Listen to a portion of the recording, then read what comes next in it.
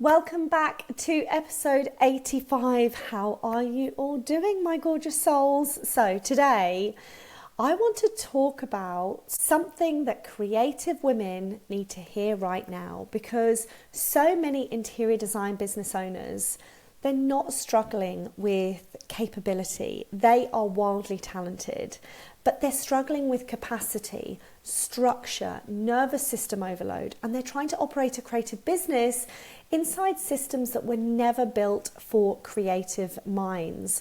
And I want to dive into today's conversation and give you a little bit of a helping hand, some toolkits, some support, talk to you about my journey of how I worked through it, so that you can hopefully at the end of this podcast be able to take some of those toolkits and implement them into your own business. So today's conversation is for the woman who constantly feels like they have 27 tabs open in their brain, the woman who is exceptional at what they do creatively, but behind the scenes, they do feel overwhelmed, they feel overstimulated, they feel exhausted, emotionally drained, and they're constantly trying to catch up, because I see this so often in the design industry. And I actually don't think the issue is capability.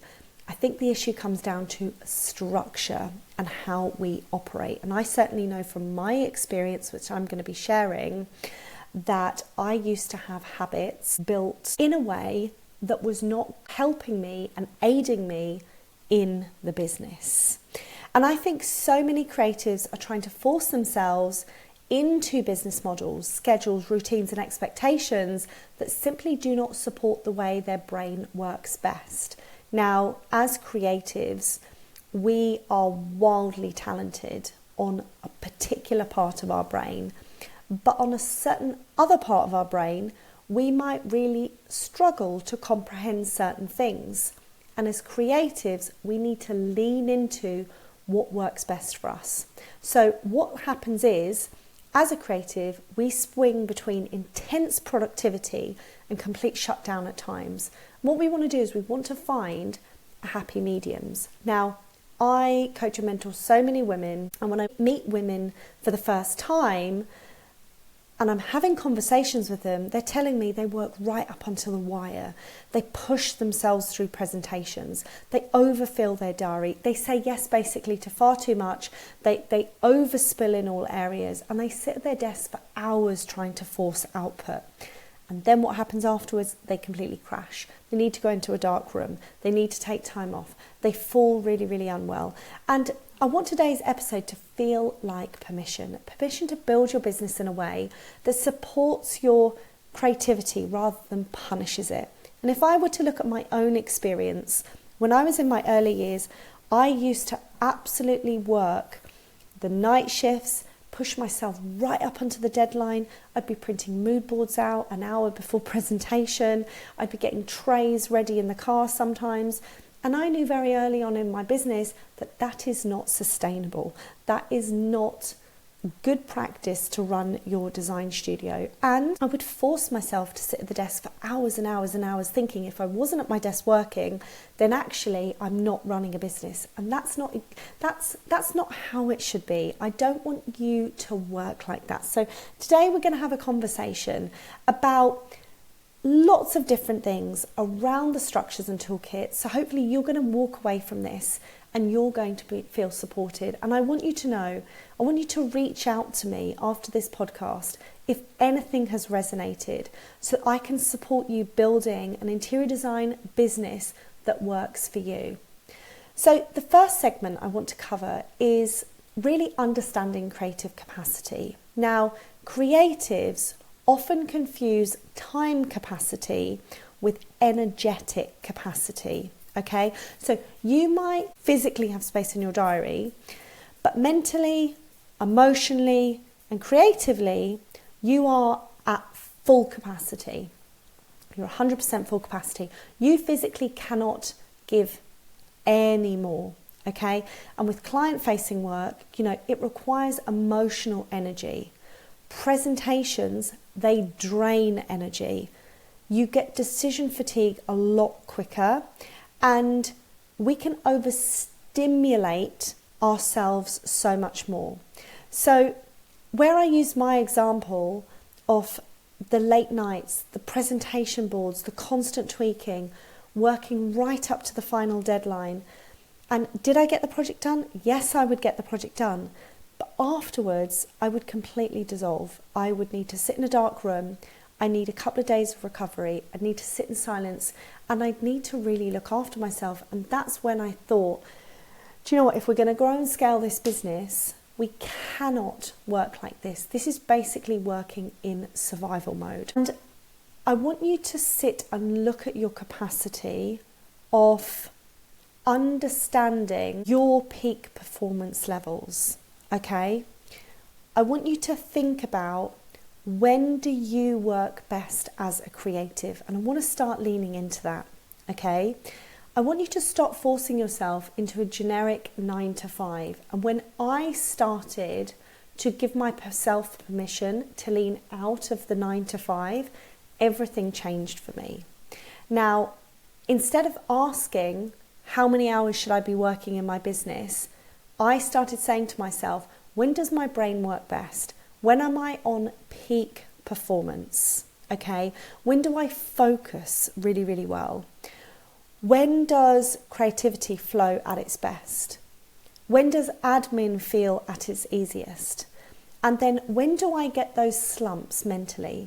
And I started auditing and paying attention to all of that to start to build a structure. And I want to kind of offer the same advice to you so that you know there is no point sitting at your desk between 2 and 5 p.m. if you know that you are in an absolute slump and you cannot get through work. Your workload is, even though it's the same, it's going to take 2 or 3 times as long to get through because you are dragging yourself through it. So if you are a morning peak performance person, then this is a great time to look at presentations and strategy and pricing and design development and proposals, things that take a lot of energy to do, okay?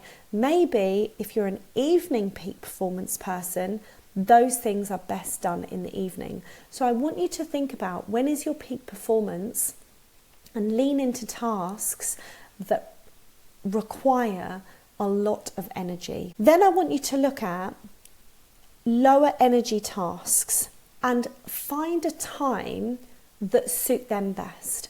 And if that is maybe in the afternoon, or it might be after lunch, or you might find earlier on in the evening, then emails or sourcing or site visits or a little bit of admin or a meeting, if those work better for you when you are in a lower energy, then you know they are not going to be as hard. So the main thing is about creating a structure to work to your advantage. And as creatives, we know that sitting still at our desk 9 to 5 doesn't help. So let's look at movement-based work as well. Being out in the fresh air, walking, sourcing, looking, getting our brains thinking, driving, changing our environment, allowing our brains to decompress, allowing our brains to think about a scheme, allowing our brains to work through the creative output that it needs. And whilst some people don't like being put into a rigid structure, it's not that we're building a rigid structure, and it's not because we're becoming more stricter, but we're trying to become more supported within ourselves to support our capacity work smarter, not harder, okay? And then we also want to look at separating on the business versus in the business, okay? Now, what I mean by that is, in the business will be your client work, your presentations, your sourcing, your installations, your procurement, your revisions, your project management, all of your client-based work. And on the business work is your marketing, your visibility, your finances, your forecasting, your lead generation, your systems, your sales, your boundaries, your content, your client experiences, everything to do to make your business operate, okay?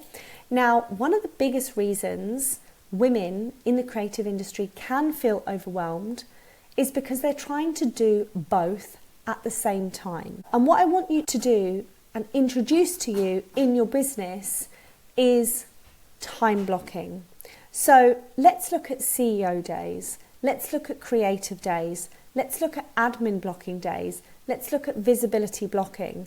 And if these are things that you naturally would struggle with, let's actually sit down and structure days that it's really going to support you. So I know that I love my Mondays being my CEO days. I look at my admin, I look at my on the business days.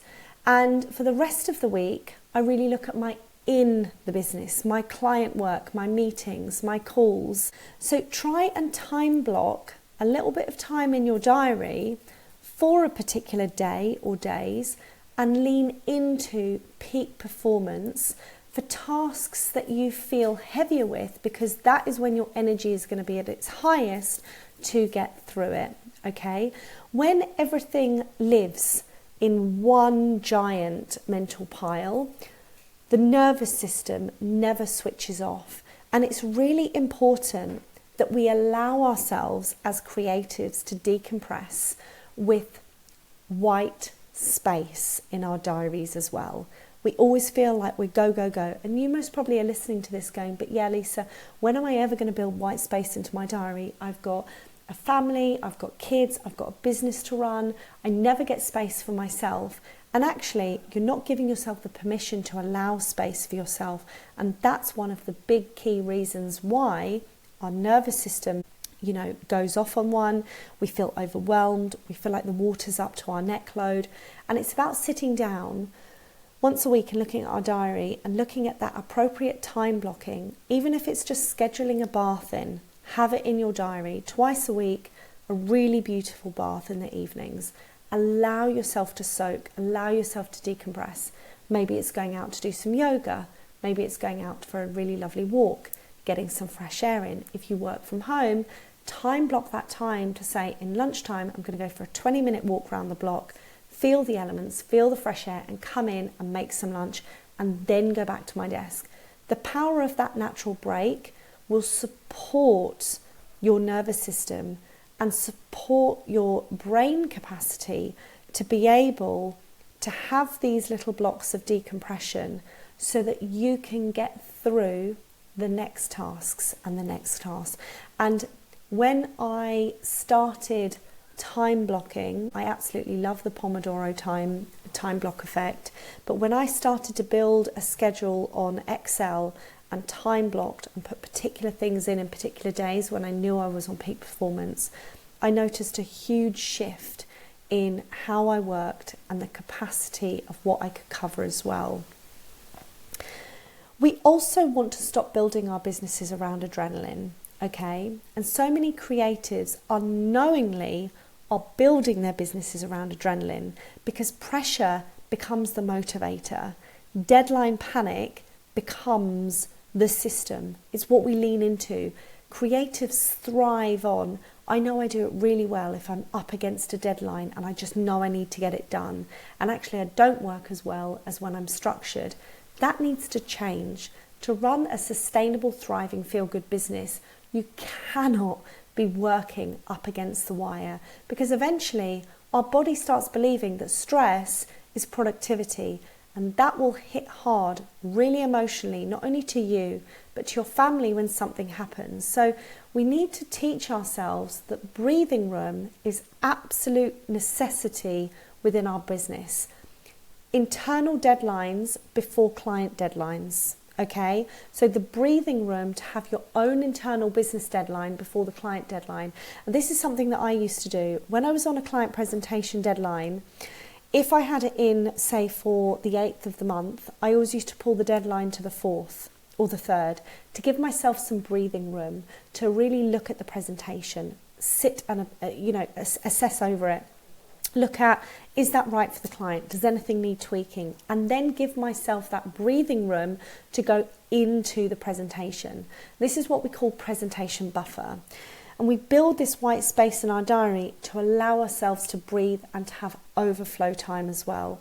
And we also need recovery time after launches, installations, heavy procurement days, things like that, because it also allows our brain to quietly shut down when we need it to shut down. So, for example, if your presentation is on a Friday, then your internal completion day should be a Wednesday, but then you don't want to be booking any heavy meetings in for the Monday because you're going to feel that Sunday dread. So it's really, really important that you need to make sure that we are blocking out that breathing room, that white space, and we really stop the adrenaline running through ourselves and running through our business. And then we want to look at the practical systems and software that we can introduce into our business to really help us. Now, I'm an old school girly.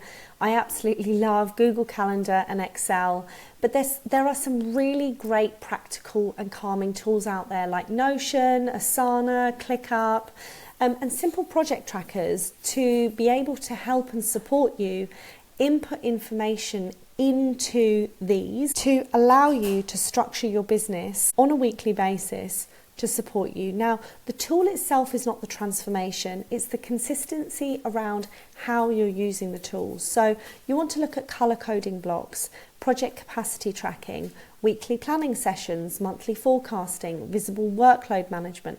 And this is where a coach and mentor really comes into play, is because a coach and mentor can actually support you with your structure, hold you accountable, help you ebb and flow into your peak performance and when you need to pull back. So I want you to sit and think about, if you were to introduce any practical systems or software into your business to support you from today, what would they be? What do you like? Are you an old school girly or guy that you absolutely love an Excel spreadsheet, or do you want to take it a notch up and go onto Notion or Asana and really think about how you're utilizing that piece of software?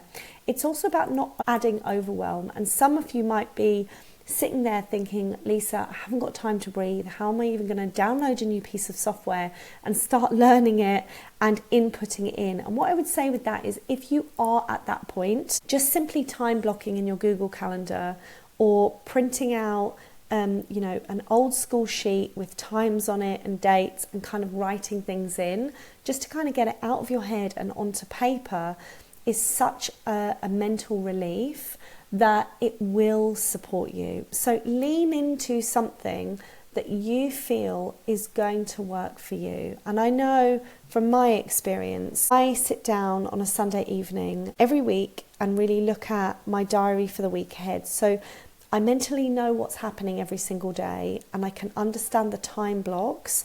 I can understand when I've got areas of decompression, when I've got to really lean into peak performance levels of working through client work, meetings, deadlines, etc. And I set myself up for the week. I also have an Excel document which has my Monday to Friday on it, and I can go a lot deeper into seeing all of those spaces laid out and time block areas in for me as well. So I do it across my Google Calendar as well as an Excel document. And it's also about leaning into it and understanding it and embracing it as well. I think that's the most important, the important part, the key, is to allow yourself the time to sit down and say, right, what have I got going on this week? What are my key focuses? And actually, let's be a little bit more gentler to myself, because we cannot work at full pelt, at full capacity every single day. As a woman, we also have hormonal fluctuations. We have time of the months. We have periods and cycles where we're not feeling our best, and other days we're feeling like we can take on the world. So it's about ebbing and flowing into really knowing yourself, knowing your peak performance levels, and building that all around your business with your capacity and your lead times and your deadlines as well, so that you're not running yourself into the ground. If this episode has resonated with you And if you know you're absolutely wildly creative, but you're craving more support around the structure of your business, the structure of you being the best businesswoman you can be to build that feel-good business, then this is exactly the kind of work I do inside my world. And inside my one-to-one mentorship, it's not for everyone, but it's for the woman that wants to build a structured business model to really support her capacity, support her with her pricing, her visibility, her forecasting, her systems, her growth, and to allow her the freedom to take time off when she needs it, to look at what does her week really look like? Does she want a 3-day week or does she want a 5-day week? Or maybe does she not want to work on the last week of the month either? And inside the mentorships, we build a business that actually feels really safe to hold on a long term as well, because I truly believe women deserve businesses that feel good on the inside as well as the outside. And for me, it's so important that I am supporting a woman build a business that is right for her as well. So there are details in the show notes of how you can reach out to me if you want to ask me a question or you want to inquire working on a one-to-one mentorship. But what I want you to take from today is a couple of the tools that we've talked about and really think about, how do you want your business to work for you? How do you want your business to flow? How do you want to work at peak performance? And how do you want to get through certain parts of the day in areas within your business that you can ebb and flow in and out of? Just remember to be kind to yourself. Rome wasn't built in a day. And business is about being on a journey. It's not about doing it all at once, but it's about doing it in the right way with the right structures so that you're not going back and double handling work or creating more work for yourselves or having to rip down, dismantle and rebuild.